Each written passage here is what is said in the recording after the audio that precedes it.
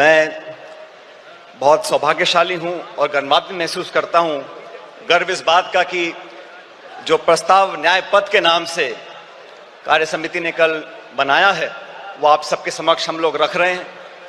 And for those of our friends who don't speak Hindi, it will be available in English to all of you. साथियों, आज से ठीक 100 साल पहले महात्मा गांधी जी ने कांग्रेस पार्टी का अध्यक्ष पद संभाला था और ये 150वीं जयंती सरदार पटेल साहब की है। इस ऐतिहासिक अधिवेशन में हम यहाँ मौजूद हुए हैं और अभी आपने खड़गे साहब का भाषण सुना। देश में जो हालात बने हैं वो हम सबके सामने हैं, लेकिन आज न्याय पथ की क्यों जरूरत पड़ी है? देश में जो सरकार काम कर रही है, पिछले 10 सालों में महंगाई, बेरोजगारी, आर्थिक असमानता, ध्रुवीकरण और क्रूरता की सारी हदें पार कर चुकी है और भारतीय राष्ट्रीय कांग्रेस अब नफरत, नकारात्मकता और निराशा के इस वातावरण को बदलकर न्याय और संघर्ष के रास्ते पर चलने के लिए प्रतिबद्ध है। कांग्रेस की रगों में कुर्बानी और राष्ट्रवाद भरा हुआ है, लेकिन कांग्रेस के लिए राष्ट्रवाद क्या है?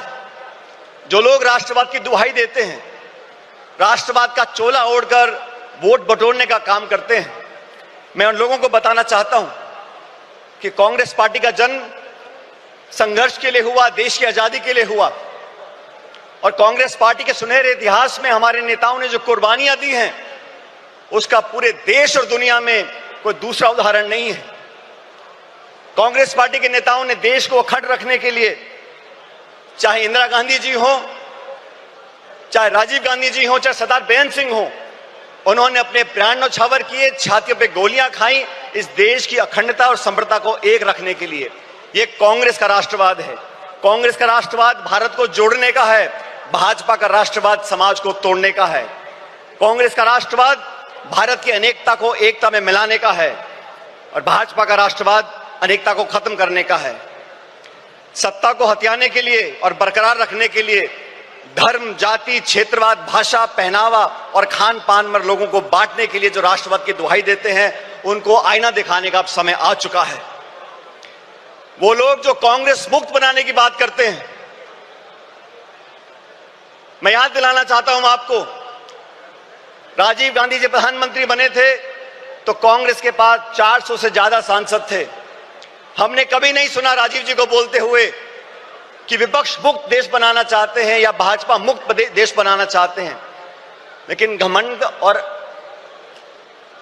की ये परिकाष्ठा हो गई है कि कांग्रेस मुक्त बनाना चाहते हैं। मैं उन सब विरोधी ताकतों को बताना चाहता हूं कि कांग्रेस की जड़ें देश में तो बहुत मजबूत हैं ही, लेकिन गुजरात में भी बहुत मजबूत हैं और 400 पार का नारा देने वालों को पिछले लोकसभा चुनाव में जनता ने आईना दिखा दिया और बैसाखियों पर लाके खड़ा कर दिया सरकार चलाने के लिए। प्रजातंत्र की पहरी है और संविधान की रक्षक है कांग्रेस पार्टी। 1950 में जब संविधान लागू हुआ था, उससे पहले बाबा साहब अम्बेडकर ने खुद 25 नवंबर 1939 को संविधान सभा में कहा था कि कांग्रेस के बिना संविधान बनाना असंभव था। पिछले 75 सालों में कई सरकारें देश में आई, कांग्रेस की और गैर कांग्रेस की, लेकिन हर सरकार ने मूलतः संवैधानिक संस्थाओं को पोषित करने का काम किया, संवैधानिक संस्थाओं को संरक्षण देने का काम किया। लेकिन दुर्भाग्य से पिछले 10 साल से जो सरकार दिल्ली में बैठी है, उन्होंने जानबूझकर नीतिगत तरीके से सभी संवैधानिक संस्थाओं को जानबूझकर खोखला करने का काम किया है, उनकी पारदर्शिता को समाप्त करने का काम किया है। और ये आज की बात नहीं है। फरवरी 2000 में भाजपा की सरकार ने संविधान की समीक्षा के लिए एक आयोग बनाया और साजिशपूर्ण तरीके से खिलवाड़ करने की कोशिश करी, लेकिन राष्ट्रव्यापी विरोध किया कांग्रेस ने, पूरे देश के लोगों ने उनको अपने हाथ पीछे खींचने पड़े। और 2024 के लोकसभा चुनाव से पहले भाजपा नेताओं ने खूब कहा 400 पार करा दो और भाजपा के सांसदीय उम्मीदवारों ने कई बार नारा देकर अपनी दुर्भावना को प्रकट किया कि कैसे वे संविधान के खिलवाड़ करना चाहते हैं। साथियों, भाषण देना अलग बात है, लेकिन सरकार के कामकाज को आप देखिए। 6 वर्ष पहले भाजपा सरकार ने सदन में कहा था कि जम्मू कश्मीर को पूर्ण दर्जा देंगे। सुप्रीम कोर्ट की कॉन्स्टिट्यूशनल बेंच ने आदेशित किया कि आप जम्मू कश्मीर को पूरा दर्जा दो राज्य का, आज तक नहीं दिया। मणिपुर में क्या घट रहा हम देख रहे हैं, गृह युद्ध के हालात बने हुए हैं, बलात्कार हो रहा है, लूटपाट हो रही है, महामारी बची है, लेकिन ना तो प्रधानमंत्री जी को वहां जाने का समय है, ना उनकी इच्छा है। वो लोग जो संविधान की बात करते हैं और अपनी कार्यप्रणाली से संवैधानिक संस्थाओं का दुरुपयोग कर कर अपने राजनीतिक प्रतिद्वंदियों को आरोपी बनाने का काम करते हैं, उनका पर्दाफाश करने का समय आ गया है। कांग्रेस पार्टी ने, राहुल गांधी जी ने, खड़गे साहब ने लोकसभा चुनाव से पहले इंडिया अलायंस का गठबंधन किया।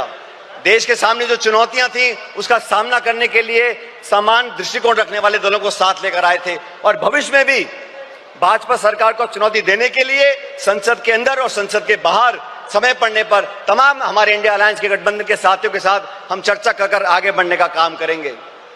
मैं धन्यवाद देना चाहता हूं राहुल गांधी जी का। सामाजिक न्याय की लड़ाई लड़ने का अगर रास्ता किसी ने दिखाया है तो राहुल जी ने दिखाया है। 1951 में जब सुप्रीम कोर्ट ने देश में आरक्षण को खत्म कर दिया था तो पंडित नेहरू जी की कांग्रेस सरकार थी जब वो अध्यादेश लेकर आए और संविधान में हमेशा के लिए आरक्षण का रास्ता परस्त कर दिया था। वो राजीव जी ने, इंदिरा जी ने उस रास्ते को अपनाया और मुझे खुशी है कि आज खड़गे साहब और राहुल जी ने ये बीड़ा उठाया है कि सामाजिक न्याय दिलाने की जिम्मेदारी अपने कंधों पर ली है। देश में बैकलॉग है, एससी, एसटी, ओबीसी महिलाओं पर जो अत्याचार और हो रहे हैं, लगातार 13% की वृद्धि उसके अंदर हो रही है।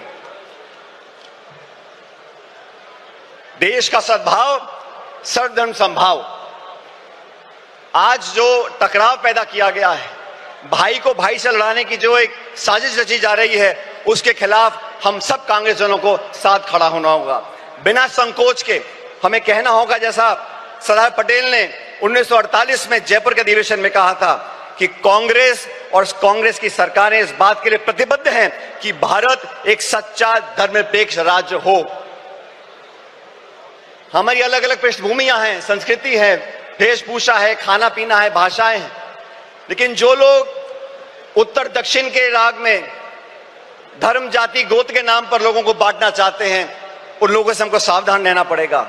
भारतीय राष्ट्रीय कांग्रेस प्रतिबद्ध है कि धार्मिक, भाषाई, जातिगत व क्षेत्रीय बंटवारे की सियासत को हम आखिरी दम तक लड़ते रहेंगे। देश को ना बंटने देंगे, ना बांटने वाली ताकतों को बढ़ने देंगे। हमारा वही नारा है, नफरत छोड़ो और भारत जोड़ो, जो नारा राहुल जी की यात्रा में हम सब लोगों ने बड़ी गुरजोर से कहा था। महिला अधिकार की बातें करते हैं, आदि आबादी और पूरा हक, ये कांग्रेस का संकल्प है। एनी बेसेंट से लेके सरोजिनी नायडू जी, नेली सेन गुप्ता जी, इंदिरा गांधी जी, सोनिया गांधी जी ने हमेशा महिलाओं के अधिकारों को पहली पंक्ति में लाने का काम किया है। पिछले एक दशक में महिला अत्याचार, शोषण, प्रताड़पन, अपराध इतने बढ़ गए हैं कि भारत मां की आत्मा पूर्णतः छलनी हो गई है। केंद्र की भाजपा सरकार के आदेश पर महिला पहलवान बेटियों को दिल्ली की सड़कों पर जो घसीटा गया, या मणिपुर में मां बहनों को सार्वजनिक तौर से निर्वस्त्र कर घुमाया गया, हाथरस से लेकर उन्नाव तक भारत मां के सीने पर ऐसे हजारों घाव हैं। आए दिन देश की बेटियों के बारे में भाजपा के मुख्यमंत्री, केंद्रीय मंत्री और उनसे संबंधित संस्थाएं जिस प्रकार उनके पहनावे, आचरण, चरित्र, बाहर जाने के समय उनकी स्वतंत्रता, खान पीन व निर्णय लेने की क्षमता को लेकर लगातार आपत्ति उठाते रहते हैं, उसका हमको विरोध करना पड़ेगा। ये वो सरकार है जो किसानों का विरोध करती है। मुझे फक्र है कि हम उस पार्टी के कार्यकर्ता हैं जिसने संकल्प लिया है कि हम लोग किसानों का एमएसपी पर एक कानूनी अधिकार जनता को देंगे और 50% से ऊपर समर्थन मूल्य किसान को मिलेगा। श्वेत क्रांति, हरित क्रांति, मिनिमम सपोर्ट प्राइस, ये सब कांग्रेस की सोच का परिणाम रहा। भाजपा ने तो 3 काले कानून लेकर आए, 16 महीने तक आंदोलन हुआ, 700 किसान शहादत हो गई उनकी, और फिर जाके भाजपा को अपने हाथ पीछे खींचने पड़े। आप सबको याद होगा साथियों, जमीन अधिग्रहण को लेकर राहुल गांधी जी ने भट्टा परसौल में आंदोलन किया था। तब कानून बना लैंड एक्विजिशन एक्ट का। उस भट्टा परसौल के आंदोलन के बाद से तमाम चंद उद्योगपति और भाजपा की सरकार ने मिलकर राहुल जी की छवि को धूमिल करने का काम किया था। और आज तक वो इस काम में लगे हुए हैं, क्योंकि गरीब की, किसान की, मजदूर की, अपेक्षित की आवाज उठाने का काम राहुल जी करते हैं, कांग्रेस पार्टी करती है। आज इस अधिवेशन से, इस प्रस्ताव के माध्यम से हम एक बार फिर किसान के प्रति अपने समर्थन को रेखांकित करना चाहते हैं। अर्थव्यवस्था की हम बात करें 2 मिनट के लिए, मनमोहन सिंह जी की सरकार में 10 साल में 27 करोड़ लोगों को गरीबी रेखा से उठाया गया, 8% की जीडीपी ग्रोथ हुई। आज के जो हालात हैं, और कृपया करके गौर से सुनिए, इस देश के जो 1% सबसे अमीर लोग हैं, उनके पास देश की 40% संपत्ति है। 1% अमीर लोगों के पास 40% संपत्ति है, और जो निचले 50% लोग हैं, उनके पास मात्र 6.5% संपत्ति इस देश की है। हम लोग आज अधिवेशन मौजूद हैं, ये संकल्प लेके यहां से जाना पड़ेगा। कर्नाटका में हम लोगों ने संकल्प लिया कि 2025 संगठन का वर्ष होगा। साथियों, मैं चाहता हूं इस अधिवेशन की महक पूरे देश के हर गांव, हर ढाणी, हर कस्बे तक पहुंचे।